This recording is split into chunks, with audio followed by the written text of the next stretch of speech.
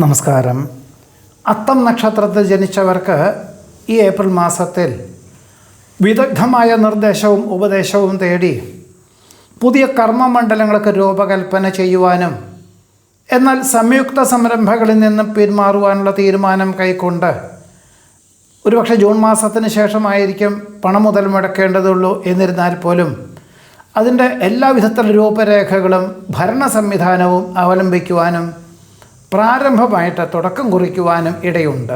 ചിത്ര നക്ഷത്രത്തിൽ ജനിച്ചവർക്ക് ഈ ഏപ്രിൽ മാസത്തിൽ വ്യക്തി സ്വാതന്ത്ര്യം പരമാവധി പ്രസ്ഥാനത്തിന് ഗുണകരമാകും വിധത്തിൽ അവതരിപ്പിക്കാനും അവലംബിക്കുവാനും സാധ്യതയുള്ളതിനാൽ സ്ഥാപനത്തിൻ്റെ ഒരു ഉയർന്ന പദവിയോടുകൂടിയ സ്ഥാനക്കയറ്റത്തോടുകൂടിയതായിട്ടുള്ള പദവി തന്നെ ലഭിക്കുവാനുള്ള സാധ്യതയുണ്ട്. ഇതിൻ്റെ വെളിച്ചത്തിൽ ഇനി മുതൽ കുടുംബാംഗങ്ങളെ ഒരുമിച്ച് താമസിപ്പിക്കാൻ തക്കവണ്ണം സാഹചര്യങ്ങൾ പോലും വന്നു ചേരുവാൻ ഇടയുണ്ട്.